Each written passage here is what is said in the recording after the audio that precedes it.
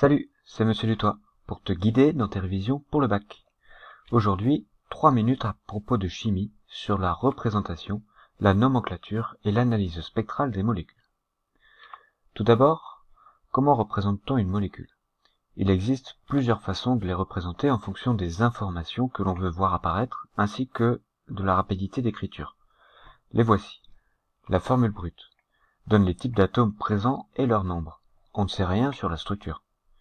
La formule développée indique toutes les liaisons. On ne sait rien de la géométrie dans l'espace de cette molécule.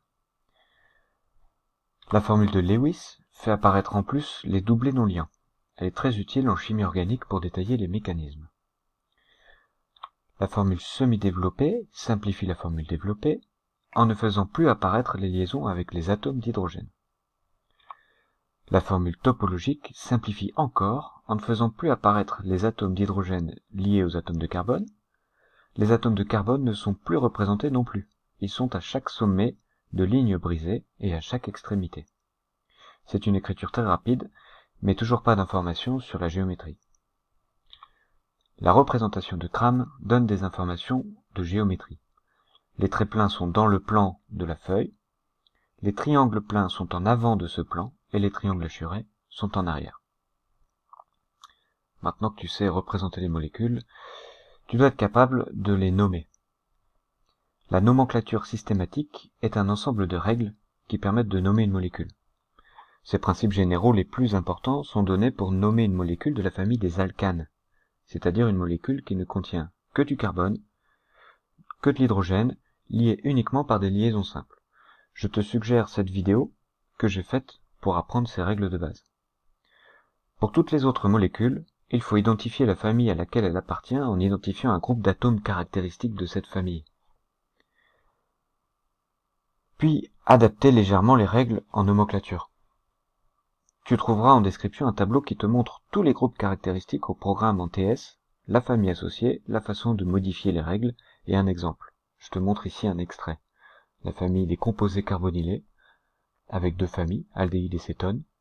La façon de modifier les règles générales, pour chacune des deux sous-familles. Et enfin un exemple avec le propanal et la butane de Hon. Dernière partie de ce chapitre, l'analyse spectrale. Elle se décompose en 3 sous-parties. La spectroscopie UV visible. Une molécule peut absorber les couleurs complémentaires de ce qu'elle émet. Cette absorption pour une longueur d'onde donnée est plus ou moins intense en fonction de la concentration de cette molécule dans la solution. C'est la loi de Beer-Lambert. Tout ceci est mis à profit pour déterminer la concentration d'une molécule lors d'un contrôle qualité ou d'un suivi cinétique, par exemple. Deuxième type de spectroscopie, la spectroscopie infrarouge. Le principe est un peu similaire, mais le rayonnement est situé dans l'infrarouge.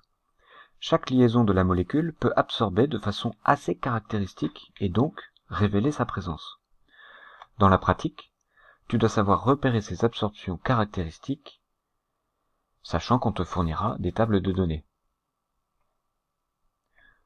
Enfin, la spectroscopie par résonance magnétique nucléaire des noyaux d'hydrogène, dit RMN. Le principe est assez différent et nous n'allons pas rentrer dans les détails dans cette vidéo. Tu les trouveras en description dans le cours. La spectroscopie RMN permet davantage de travailler sur la structure de la molécule et constitue donc un outil complémentaire de la spectroscopie infrarouge. Tu dois savoir analyser un tel spectre. Ça n'est pas très difficile, mais il vaut mieux aller doucement. Chaque groupe de protons équivalents, ce sont ceux qui ont le même environnement autour d'eux, donnera naissance à un signal. Ici, il y a 3 groupes de protons équivalents, on voit 3 signaux sur le spectre. Chaque signal aura une certaine multiplicité. Ici, on a zoomé sur les 2 pics de gauche, qui dépend du nombre d'hydrogènes voisins de ce groupe selon la règle des n+1 raies. Par exemple, cet hydrogène-là, qui est lié à un atome d'oxygène, n'a pas d'hydrogène voisin, à cause de l'atome d'hydrogène. N'a donc pas de voisin, il fera un singulé, un seul pic. Le groupe bleu, on voit qu'il n'est pas voisin du groupe noir à cause de l'atome d'oxygène, et que par contre, il y a 3 voisins. D'après la règle des n plus une raie, il doit sortir sous forme d'un quadruplé. Il reste 2 informations parfois utiles. Le déplacement chimique renseigne sur l'environnement en termes d'électrons autour du groupe d'hydrogène considéré. Si le déplacement chimique est élevé, on dit que les hydrogènes sont déblindés. Et cela signifie qu'il y a peu d'électrons autour d'eux. Par exemple, qu'ils sont liés à un atome très électronégatif qui attire à lui les électrons et les éloigne donc des hydrogènes.